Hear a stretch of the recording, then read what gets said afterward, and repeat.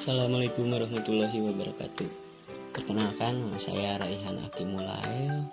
Saya dari kelas TI 2D dengan NIM 2206601211182. Di sini saya akan menjelaskan materi tentang memori internal dan eksternal. Apa sih memori? Memori adalah bagian dari komputer, tempat program-program dan data disimpan. Istilah storage digunakan untuk memori, meskipun istilah storage sering digunakan untuk menunjuk ke penyimpanan disket atau tempat informasi dibaca dan ditulis. Memori juga digolongkan menjadi 3, yaitu register. Register ini di dalam CPU, bagian natif CPU, misal PC, IR, AC, dan lain-lain. Yang kedua, internal atau main memory. Main memory ada 2, yaitu RAM dan ROM. Yang ketiga, external memory.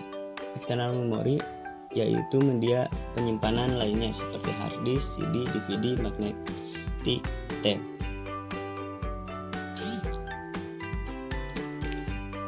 Yang pertama yaitu memori internal. Memori internal adalah memori yang dapat diakses secara langsung oleh prosesor. Dalam hal ini, yang disimpan di dalam memori utama dapat berupa data atau program. Fungsi dari memori utama sendiri adalah yang pertama, menyimpan data dan berasal dari peranti masuk sampai data dikirim ke ALU, Arithmetic and Logic Unit, untuk diproses. Yang kedua, menyimpan daya hasil pemrosesan ALU sebelum dikirim ke peranti keluaran, menampung program instruksinya yang berasal dari peranti masukan atau dari peranti pengingat sekunder. Jenis-jenis memori internal. Yang pertama ada RAM atau Random Access Memory. RAM adalah memori tempat penyimpanan sementara pada saat komputer dijalankan dan dapat diakses secara acak atau random. Fungsi dari RAM adalah mempercepat pemrosesan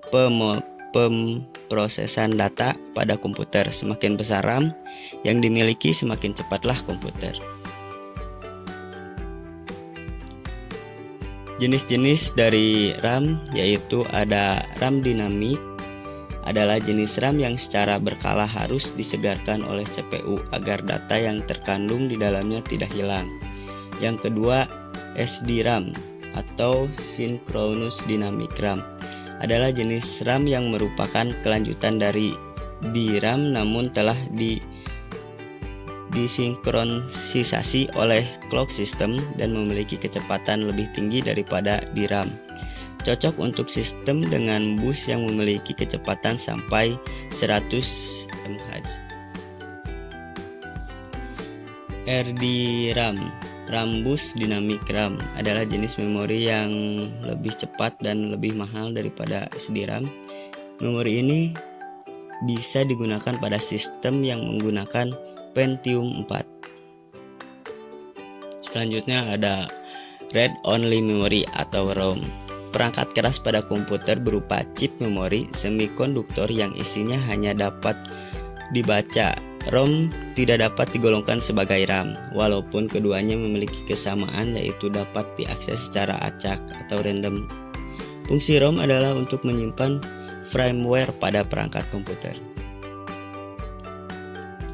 Berikut adalah jenis-jenis ROM. Yang pertama ada ROM Programmable Read Only Memory atau PROM, merupakan sebuah chip memori yang hanya dapat diisi data satu kali saja. Yang kedua, EPROM, Erasable Programmable Read Only Memory. EPROM ini adalah sebuah ROM yang dapat diprogram ulang dan dihapus. Yang ketiga, EEPROM atau Electrical Erasable Programmable Read Only Memory. EEPROM merupakan kependekan dari jenis-jenis ROM. Yang ketiga ada cache memory. Memori berkapasitas terbatas. Memori ini berkecepatan tinggi dan lebih mahal dibandingkan memori utama.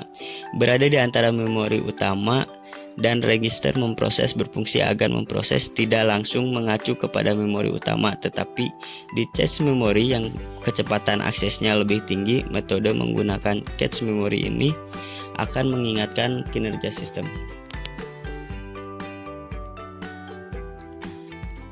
Berikutnya ada elemen-elemen rancangan cache.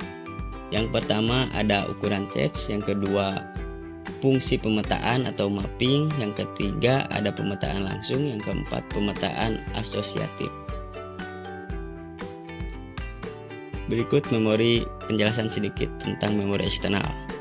External memory ataupun external storage ataupun secondary storage ataupun backing storage adalah suatu tempat atau sarana yang bisa digunakan komputer untuk menyimpan data ataupun program. Dengan demikian, external memory mempunyai fungsi yang hampir sama dengan internal memory.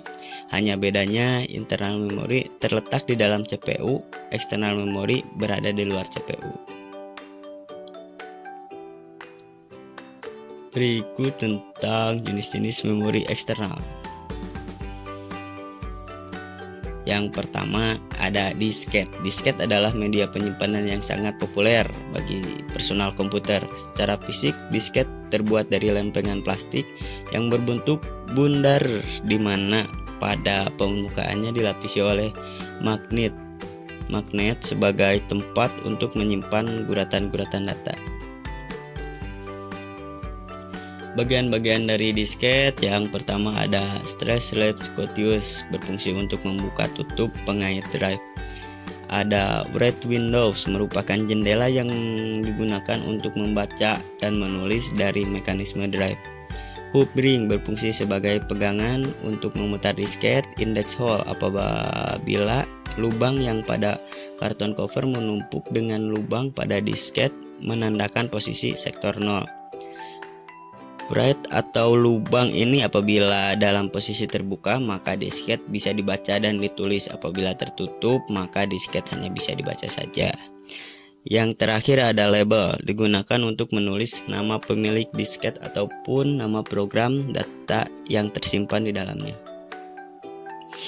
Yang kedua ada hard disk. Hard disk adalah satu media penyimpanan data yang cukup populer bagi mainframe ataupun PC. Hard disk merupakan media penyimpanan yang memiliki bentuk fisik yang berbeda jika dibanding dengan disket. Secara umum, hard disk biasanya terpasang dan menyatu di dalam CPU. Mekanisme yang menyebabkan data yang tersimpan bisa dibaca ataupun ditulis di dalam hard disk disebut sebagai disk drive. Yang ketiga ada CD-ROM. CD-ROM secara fisik mempunyai bentuk seperti halnya CD audio dan merupakan suatu hasil pengembangan teknologi baru pada tahun 1983 serta bisa digunakan sebagai tempat untuk menyimpan data dengan kapasitas tinggi. CD-ROM secara umum dapat menyimpan data hingga 600 MB, tetapi kini banyak dipasarkan hingga ukuran gigabyte. Harga CD-ROM relatif murah apabila dibandingkan dengan disket ataupun hard disk. Yang terakhir ada magnetic tape. Magnet merupakan media penyimpanan data yang bisa digunakan untuk komputer jenis mini ataupun mainframe. Magnetic tape dibagi menjadi dua, yaitu yang pertama, jenis pertama mempunyai bentuk standar yang memiliki lebar pita setengah atau 12,7 mm. Magnetic tape terbuat dari plastik tipis yang dilapisi magnetik pada permukaannya. Bentuk kedua adalah kaset ataupun cartridge, seperti halnya yang telah kita kenal pada kaset yang terdapat di audio tape recorder. Data disimpan dalam bentuk kode-kode tertentu. Oke, jadi kesimpulannya, memori internal merupakan memori yang menyimpan data dalam media fisik berbentuk cache atau RAM ataupun ROM. Sedangkan memori eksternal menyimpan data dalam media fisik berbentuk kaset ataupun disk agar tetap mengalir transistor sehingga tetap dapat menyimpan data. Mungkin cukup sekian dari saya. Mohon maaf bila ada kesalahan. Terima kasih. Yuk.